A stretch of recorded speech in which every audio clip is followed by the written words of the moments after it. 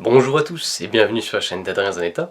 Aujourd'hui on va parler d'un sujet un peu particulier puisque on va aller revisiter un peu un des grands concepts de la sagesse moderne et populaire qui aujourd'hui n'est pas forcément estimée de tous ou pas forcément la plus comprise ou même la plus recherchée, mais que moi j'aime beaucoup parce qu'elle permet tout simplement de reprendre des concepts qui eux sont utilisés et de se rendre compte qu'en fait on n'a vraiment rien inventé. Notamment les propos de coach sur la positivité et sur le fait de regarder la vie d'une certaine façon. Et aujourd'hui donc on va s'attaquer à, comme vous pouvez le voir normalement dans le titre, à la providence et le destin en dehors de toute forme de croyance. Et je vais vous montrer à travers mon témoignage et mon exemple personnel, ainsi que évidemment par affiliation ceux qui auront pu croiser mon chemin, qu'est-ce que la providence, qu'est-ce que le destin, et comment aller toujours au mieux, autant que possible, vers cette réalisation que, au final, on est tous guidés par ça, à condition qu'on se laisse guider par ça. Donc je vais vous raconter simplement une petite histoire de l'époque où j'ai fait un jeûne qui a duré basiquement 2 mois. Donc un peu par alternance, c'est-à-dire j'ai fait plusieurs semaines de jeûne sec, mais pas d'affilée. Et entre les jeûnes secs, je me nourrissais à moins de 500 calories, en gros, et ça a duré 2 mois. Donc à la fin des 2 mois, j'étais même pas comme ça, j'étais juste à l'os. Basiquement, j'étais vraiment super maigre, j'étais super... Voilà, je ne mettrai pas des photos parce que c'est pas forcément très joli. Mais j'avais envie de tenter ça pour tester mes limites, pour tester éventuellement l'énergie, ce que ça pouvait faire, etc. Et puis pour progresser sur mon chemin, et puis ne serait-ce que pour avoir une expérience du jeûne aussi et voir ce que ça apporte concrètement. Et en tout cas pour moi, après pour les autres, c'est toujours limité comme partage. Mais surtout, à plusieurs moments, évidemment, il y a toujours cette voix dans ma tête qui me disait « Mais tu es en train de te tuer !» ou ça n'a aucun sens ce que tu fais, tu mets ta vie en jeu pour juste de la curiosité ou pour rien du tout, peu importe. » Mais il y avait toujours aussi cette guidance que j'avais appris à suivre à l'époque, qui me disait « Si, c'est juste, fais ça, fais ce que tu as à faire, aie confiance en ton cœur, aie confiance en ce qui est bon pour toi maintenant de faire, et tu verras que les choses s'arrangeront naturellement. » Et je l'ai fait, encore une fois, et à la fin de ces 2 mois, j'ai repris contact avec des personnes, ou plutôt ces personnes ont commencé à reprendre contact un peu comme ci comme ça. Et il se trouve que ces personnes qui étaient encore dans ma vie à l'époque, plus ou moins, à plus ou moins grande distance de ma vie, vu que c'était à une époque où je terminais un ermitage de plus d'1 an, et il se trouve que ces personnes, j'étais encore très attaché à elles, ou en tout cas sur un certain plan, et que j'avais même des projets plus ou moins de continuer des relations amicales ou quoi que ce soit avec elles, et je les percevais un peu pas sur un piédestal, mais j'avais gardé une image d'elles qui était l'image que je m'étais construite à l'époque où j'étais très différent.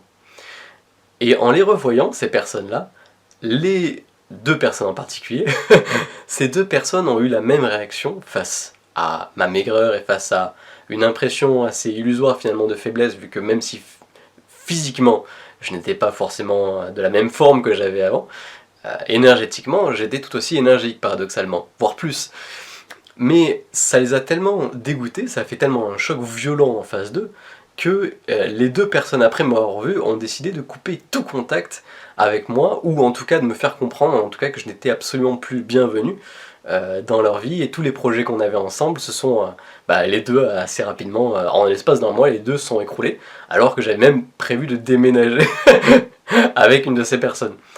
Mais sur le moment, évidemment, j'ai cette voix, même si elle était beaucoup moins présente à l'époque, mais j'ai quand même la possibilité à ce stade-là de me dire « Merde, tous les projets, tous les gens que j'aime, tous les gens qui comptaient pour moi, s'en vont. » Mais en fait, vous avez 2 choix dans ce cas-là. Et vous dire « Qu'est-ce que la vie me veut à la fin ? Pourquoi elle m'a fait faire ça ? Pourquoi j'ai fait ça ? Pourquoi je me suis écouté au final ?» Ou vous pouvez regarder là, de sorte à « Mais en fait, ces personnes-là, tout ce à quoi elles s'intéressaient, c'était pas moi. » Puisque si la vue de ma faiblesse, tout ce que ça m'inspire, c'est dire on n'est plus trop intéressé pour te voir, ou on n'est plus trop intéressé pour on n'a même pas la moindre envie de t'apporter quelque chose, Et paradoxalement, les personnes qui avaient vraiment finalement de l'importance mais que je côtoyais absolument pas sont revenues vers moi. Et celles-là ont juste eu absolument zéro jugement face à ma situation, ont eu zéro envie de me lâcher, au contraire, ils sont revenus vers moi et m'ont traité exactement comme avant, voire avec pas forcément plus de respect, mais plus de considération et plus de... Ah, c'est intéressant, j'ai envie de voir où ça va, au moins. J'ai envie de voir ce qu'il exprime. Et ces personnes-là, bah, je les côtoie encore, alors que les deux qui m'ont quitté, je me suis rendu compte en fait que vraiment elles ne m'apportaient finalement plus grand chose. Et forcément, je ne devais plus leur apporter grand chose. De leur côté, évidemment, c'est toujours un lien à double mécanisme.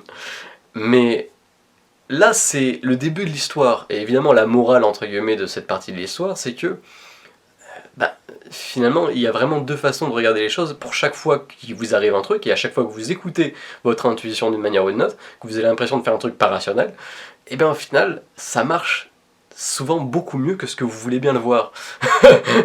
Et la suite de l'histoire, c'est que à la fin de ce mois où les choses ont bougé énormément dans ma vie, dans mes relations, etc., et ben il y a eu un autre mois. Et durant cet autre mois, j'ai fait la rencontre d'une fille absolument formidable, que je ne pensais même pas pouvoir exister dans mon ancienne vie, qui m'a littéralement rempli d'amour, un amour inconditionnel, un amour juste simple, libre, qui avait exactement les mêmes aspirations en termes de rencontres intimes et de partage de notions de couple et de notions de tout ce qui fait le rapport entre l'homme et la femme.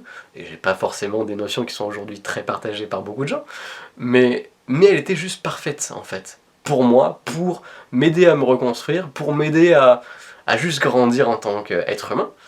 Et jamais, jamais, jamais je ne l'aurais rencontré si j'étais parti avec l'une des deux personnes dont je parlais, puisque j'aurais déménagé et que nos routes ne seront jamais croisées, tout simplement. Et je l'aurais sans doute regretté au final, même si j'aurais pas eu la moindre idée de ce que j'aurais pu louper. Donc, le fait d'avoir fait ce jeûne et de m'être mis comme ça dans une position entre guillemets de faiblesse et d'expérimentation, non seulement ça m'a permis d'apprendre, c'était pas rationnel, je le rappelle encore une fois, et c'était entre guillemets une prise de risque, ou en tout cas une écoute de cœur plus que de tête. Et ça m'a mis dans une situation tellement incongrue que ça m'a rapproché de moi-même, mais sur des espaces que j'aurais jamais imaginé être les premiers à devoir être touchés, c'est-à-dire mon cercle, et l'honnêteté envers moi-même, et les gens qui comptent vraiment autour de moi, etc., etc.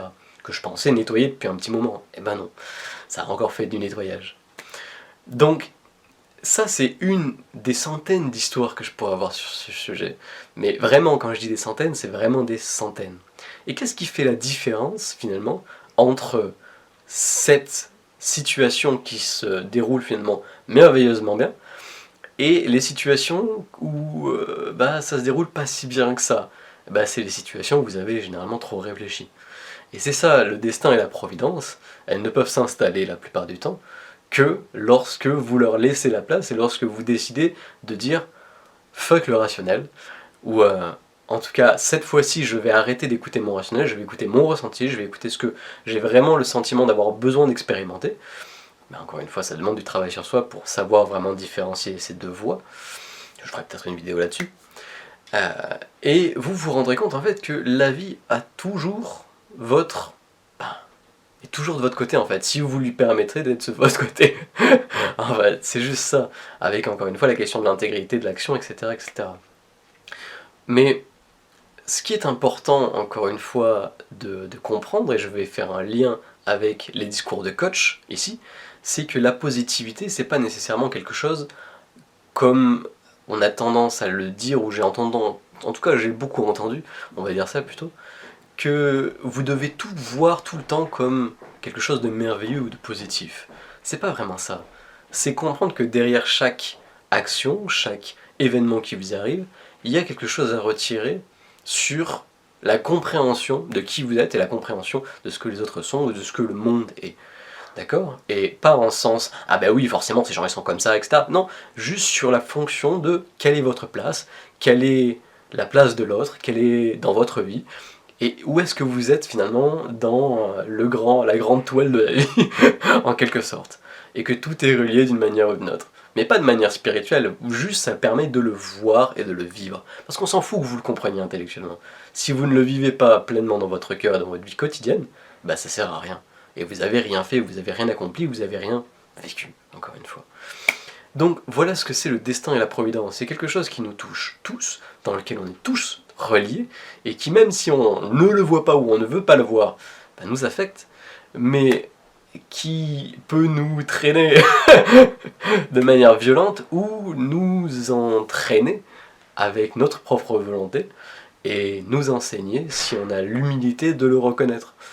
Encore une fois, c'est au choix de chacun, et dans tous les cas, tout le monde vit la vie qu'il a envie de mener, à condition que voilà, qu'il le fasse. Le mieux, c'est quand même généralement qu'il le fasse avec gaieté et joie, mais si c'est le choix de chacun de le faire plutôt avec souffrance et avec résistance à tout ce qui peut opposer de la résistance et des combats, et ben c'est tout à fait valable, et c'est son choix, et c'est très bien. Et c'est le vôtre, parfait. Il n'y a aucune raison qu'il y ait qui que ce soit qui vous juge pour ça. Quoi qu'il en soit, merci d'avoir regardé jusque-là.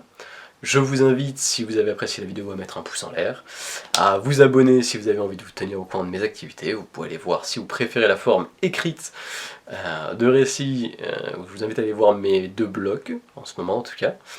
Et quoi qu'il en soit, au mieux, que l'amour soit votre guide. Et à bientôt peut-être dans une prochaine vidéo.